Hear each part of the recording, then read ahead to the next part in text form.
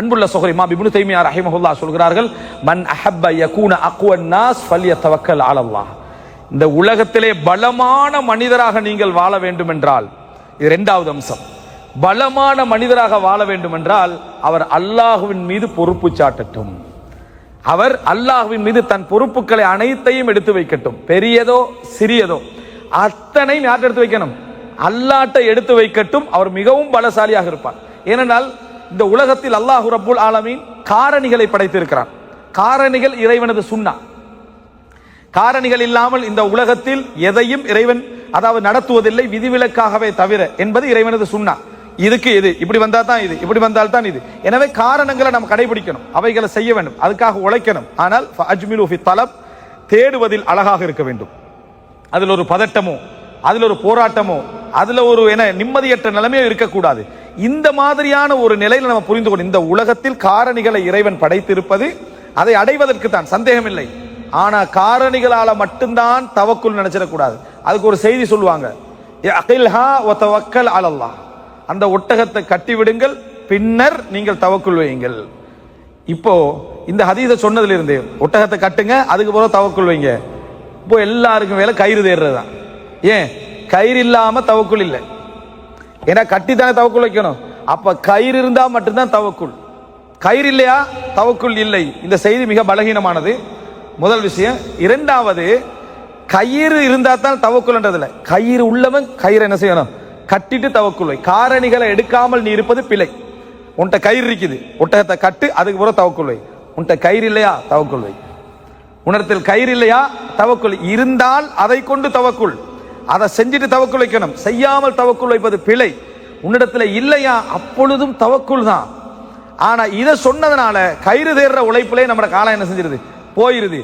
இருக்கிறவே அதை கொண்டு அதை செய்துவிட்டு தவக்குல் வைக்க வேண்டும். இல்லாதவர்களுக்கும் அல்லாஹு தஆலா அதே தான் வழிமுறை.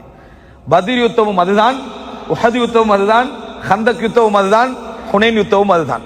நீங்க எல்லா இடத்துலயும் தேடி பாத்தீங்கன்னா, பத்ர் யுத்தத்துல ரசூல் ஸல்லல்லாஹு அலைஹி வஸல்லம் அவர்களுக்கு உலக ரீதியான அந்த பொருட்கள் எல்லாம் குறைவு. ஆனா தவக்குலோடு அதுக்கு என்ன செஞ்சாங்க? போனாங்க, வெற்றி கிடைச்சது. ஹுனைன் யுத்தத்துல உலக ரீதியான பொருட்கள் எல்லாம் அதிகம், ஆள்பலம் அதிகம். ஆரம்பத்துல தோல்வி வந்தது. இது அஜபத்கும் கஸ்ரத்துக்கும் ஃபலம் துக்னி அன்கும் ஷைஆ.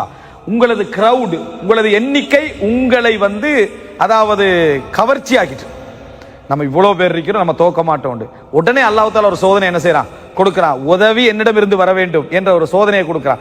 எனவே அன்புள்ள சகோதரர்களே, நம்ம புரிந்து கொள்ள வேண்டிய ஒரு முக்கியமான ஒரு இடம் என்னன்னா, காரணிகள் என்பது இந்த உலகத்தில் நம்ம செய்வதற்குரியதுதான். காரணிகளோட தான் நம்ம செய்யணும். ஆனால் இல்லாதவர்கள் அதை செய்வதற்கு வழி இல்லையா? அப்ப தவக்குல் வைக்கணும். தவக்குல் எப்பொழுதும் அதை செய்தவனும் தவக்குல் வைக்கணும், அதை செய்யாதவனும் என்ன செய்ய வேண்டும்? தவக்குல் வைக்க வேண்டும். காரணிகள் மீது இறைவனை போல நம்பினாலும் அதுவும் என்ன செய்யும்? குஃபுர்லையும் ஷிர்க்லையும் போய் முடியும். காரணிகள் தேவையில்லை என்று புறக்கணித்தால் அது தவறான அகீதால போய் என்ன செய்யும்? முடியும். உனக்கு முயற்சி எடுத்தது நீ எவ்வளவு அடைந்திருக்கிறாயோ அதை எடுத்துக்கொண்டு தவக்குல் வை. அதே நேரம் கிடைக்கவில்லையா, அப்பொழுதும் உன்னை காப்பாற்ற வேண்டிய அல்லாஹ் தான். உனக்கு தான் காரணிகள் தேவை தவிர அல்லாஹ்வுக்கு என்ன காரணிகள் தேவையில்லை என்கின்ற அந்த மைண்ட் செட், அந்த விளக்கம், அந்த புரிதல் நமக்கு என்ன செய்ய வர வேண்டும். அதனாலதான் இமாம் இப்னு தைமியா ரஹ்மத்துல்லாஹி அவர்கள், இந்த உலகத்துல ஒருத்தன் காரணிகளோடு மட்டும் பலசாலியாக இருப்பான் இந்த உலகவாதி, காரணிகள் இல்லாமலும் பலசாலியாக இருப்பான் யாரு? ஒரு முஸ்லிம், தவக்குல் வைக்கக்கூடியவன். அல்லாஹு தஆலா சொல்றான், அலைஸ அல்லாஹு பிகாஃபின் அப்தஹ. தன் அடியானுக்கு அல்லாஹ் மட்டும் போதும் இல்லையான்னு கேட்கிறான். அல்லாஹ் தனது அடியானுக்கு அல்லாஹ் மட்டும் போதுமானவனாக இல்லையான்னு கேட்கிறான். உங்களுக்கு வேற என்ன தேவைன்னு கேட்கிறான். அலைஸ அல்லாஹு பிகாஃபின் அப்தஹனா, தன் அடியானுக்கு அல்லாஹ் மட்டும் போதுமானவன், வேற எதுவுமே தேவையில்லை. வமை யதவக்கல் அலல்லாஹி ஃபஹுவ ஹஸ்புஹ். எவர் அல்லாஹ் போதும் என்று வாழ்கிறானோ, அல்லாஹ் பொறுப்பு என்று வாழ்கிறானோ, அவனுக்கு போதுமானவன், வேற எதுவும் தேவை. ஹஸ்பி அல்லாஹு வ நிஅமல் வக்கீல். நம்ம என்ன சொல்றோம்? ஹஸ்பி அல்லாஹ். ஹஸ்பி அல்லாஹ்னா என்ன தெரியுமா? எனக்கு அல்லாஹ் போதுமானவன், வேற எதுவும் தேவையில்லை. காரணிகளை எடுக்கிறவனும் இது சொல்லணும், காரணிகள் இல்லாதவனும் இதை சொல்ல வேண்டும்.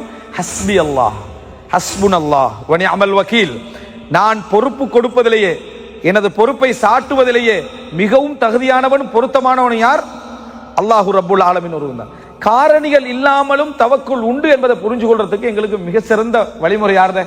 நபிமார்களுடைய வழிமுறை. உண்மையிலேயே நம்ம மூசா அலைஹிஸ்ஸலாத்துடைய சம்பவத்தை பலமுறை படித்திருப்போம். ஆனால் அதில் ஒரு மிக முக்கியமான ஒரு படிப்பினை என்னண்டா, எமது மாறுகால் மாறு கை எடுத்தாலும் பரவாயில்லை என்று சொல்லி, அதாவது ஃபிரௌனுக்கு முன்னால் திடமாக நின்றவர்கள். ஃபக்லிமா அன்த காம், நீ வந்து என்ன தீர்ப்பை சொல்றி அதை சொல்லிக்க என்று சொல்லி, நீ இந்த உலகத்துல தான் தீர்ப்பு சொல்லுவாய் என்று சொன்னவர்கள். எது மாறுகால் எடுத்தாலும் சரி, எங்களை வந்து நீ சிலுவையில் அரைஞ்சாலும் சரி என்று உறுதியாக நின்றவர்கள். நம்மட பிரச்சனை என்ன தெரியுமா? அதாவது எதுவுமே இல்லாம இருப்போம், அல்லாஹ்ல தவக்குல் வச்சிருப்போம், எல்லாம் வந்து சேர்ந்திருப்போம், அதுல தவக்குல் வச்சிருவோம். எதுவுமே இல்லாம இருப்போம், அல்லாஹ்வுல தவக்குல் வச்சு அல்லாஹ் எல்லாத்தையும் தந்திருப்பான். எல்லாம் வந்த பிறகு எல்லா தவக்குலும் அந்த பொருளுக்கு போயிடும். இது இல்லாட்டி நம்ம எப்படி வாழ்றது என்ற இடத்துக்கு போயிடும். லஸ்ட் ஆகினா எப்படி இருக்கு, இந்த தொழில் போனா எப்படி இருக்கு, நம்பிக்கை வந்து எதுவும் இல்லாம எல்லாம் கிடைச்சிருக்கும். ஆனா அதுக்கு பின்னால் அதுக்கு போயிடுவோம். இதே மாதிரி மூசா அலைஹிஸ்ஸலாத்துடைய சமுதாயம் இப்படி தீர்ப்பு சொன்னவர்கள், இப்படி உறுதியாக நின்றவர்கள், கடலுக்கு முன்னால வந்த உடனே என்ன சொன்னாங்க தெரியுமா? கால் அஸ்ஹாபு மூசா இன்னா லமுத்ரகூன், அகப்பட்டு கொண்டோம் என்று மூசாவுடைய தோழர்கள் சொன்னார்கள். கடலுக்கு அதுக்கு முன்னால் அவ்வளவு உறுதியாக இருந்தவங்க, ஃபிரௌனுக்கு முன்னால உறுதியாக இருந்தவங்க, ரப்பு மட்டுமே அதிகாரம் செலுத்தக்கூடிய கடலுக்கு முன்னால நாங்க அகப்பட்டு கொண்டோம்னா, இங்க ஃபிரௌன் அவனுடைய அந்த அதிகாரத்தை செலுத்த போறான். அந்த இடத்துல நீ வேண்டிய தீர்ப்பு சொல்லு உறுதியாக நின்றவர்கள், கடலுக்கு முன்னால முழுமையான அதிகாரத்தை செலுத்தக்கூடிய அல்லாஹ் ரப்புல் ஆலமீன் அந்த இடத்துல வச்சு கால அஸ்ஹாபு மூசா இன்னா லமுத்ரகூன், நாங்கள் அகப்பட்டு கொண்டோம் என்றாங்க. இங்க தான் ஒருவருடைய தவக்குல் வெளிப்பட வேண்டும். மூசா அலைஹிஸ்ஸலாம் அவங்கள நம்பி இருக்கல. மூசா அலைஹிஸ்ஸலாம் இவங்களோட வந்து கடலுக்கு முன்னால நின்று, இவர் இப்போ ஒரு பெரிய உறுதிமிக்க கூட்டத்தோடு ஒரு விஷயத்துல இறங்கி போய் அப்படியே கைவிட்டாங்கன்னு வைங்களேன். ஒரு ஆளை நம்பி வந்துட்டோம், அவர் வந்து எனக்கு எதுவும் வழி இல்லைன்னு சொன்னா நம்ம இப்படி ஃபெடப்பாய் போவோம். அந்த இடத்துல மூசா அலைஹிஸ்ஸலாம் சொல்றாரு, அகப்பட்டு கொண்டு இவங்க சொல்றாரு கல்லா, அகப்படவே இல்லை. உங்களோட பார்வையில இது வந்து நம்ம அகப்பட்டிருக்கிறோம், கை சேதத்தில் இருக்கும். அவருடைய மூசா அலைஹிஸ்ஸலாத்துடைய பார்வையில அதே சிச்சுவேஷன், அதே இடம். மூசா அலைஹிஸ்ஸலாம் பதில் என்ன? கல்லா, அவ்வாறு இல்லை.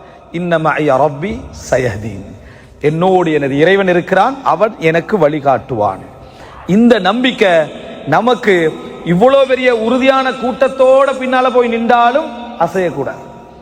எங்களுக்கு இந்த உலகம் இல்லாத நிலையிலிருந்து கிடைத்திருந்தாலும் அதை இழக்கின்ற பொழுது நம்ம என்ன செஞ்சிடக்கூடாது, அசைஞ்சிடக்கூடாது. அதனால தான் சொன்னேன், உயிரின் ஒரு சொட்டு உடலில் தொங்கிக் கொண்டிருக்கிற நேரத்திலும் கூட ஒரு முஃமினது வாழ்க்கையில் அசைக்க முடியாமல் இருக்க வேண்டிய ஒரு பகுதி தவக்குல் தான். அதை வந்து உங்களால மட்டும்தான் பார்க்கலாம், சூழ உள்ளவர்களால் பார்க்க முடியாது. அந்த தவக்குல் விளக்கம் இல்லை என்றால், அந்த ஈமானிய புரிதல் இல்லை என்றா, பக்கத்தில் உள்ளவன் நீங்க அநியாயமா என்ன செய்றீங்க, உங்களை அழிச்சுக்கொள்ள போறீங்கன்னு தான் நினைப்பான்.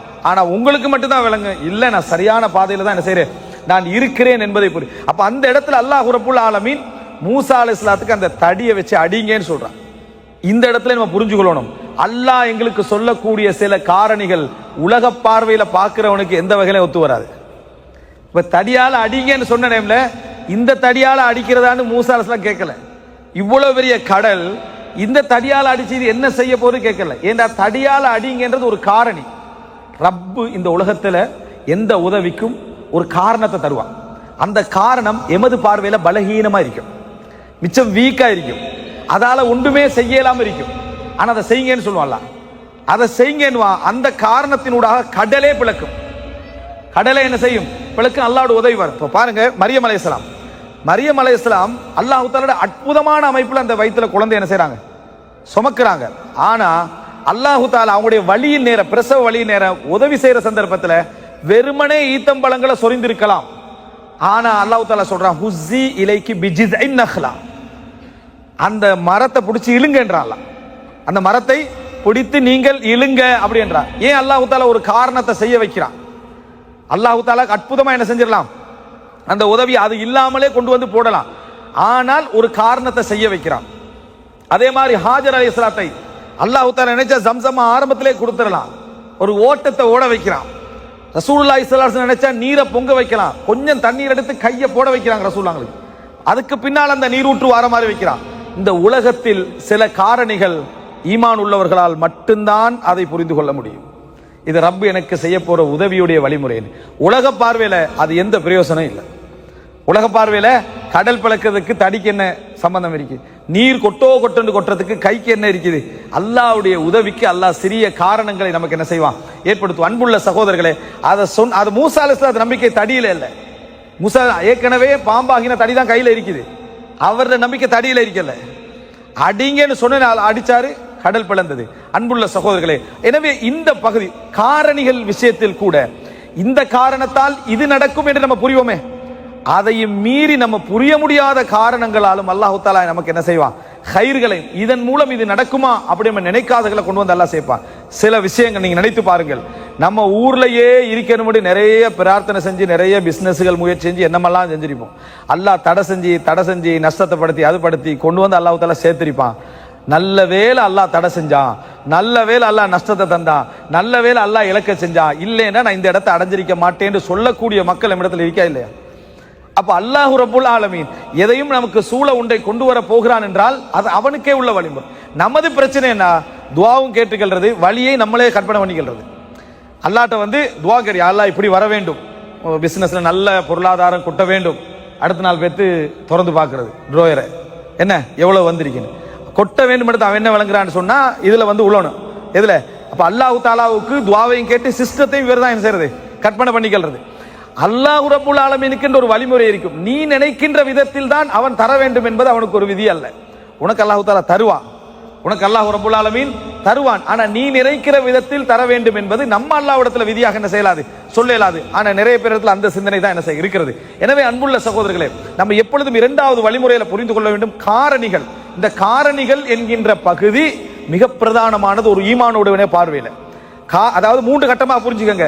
காரணிகளை ஒரு முஃமின் கட்டாயம் முயற்சி எடுக்க வேண்டும், உழைக்க வேண்டும், அதுக்காக கஷ்டப்பட வேண்டும், தவக்குலோடு கஷ்டப்பட வேண்டும். எங்கெல்லாம் அந்த காரணிகளை அவனால் செய்ய முடியாமல் போகிறதோ அங்கும் அவனது தவக்குல் என்ன செய்ய வேண்டும், இருக்க வேண்டும். 3வது, காரணிகள் நமக்குள்ள புரிதலில் மட்டுமல்ல காரணிகளை விளங்கணும். இதால இது நடக்கும் என்று நமக்கு ஒரு விளக்கம் இருக்குமே, அது மட்டுமல்ல, இதால் இது நடக்காது என்று சொல்வதன் மூலமும் அல்லாஹ் எங்களுக்கு என்ன செய்வான், பல விஷயங்களை அல்லாஹ் எங்களுக்கு கொண்டு வந்து சேர்ப்பான் என்பதை நாம் என்ன செய்ய வேண்டும், புரிந்து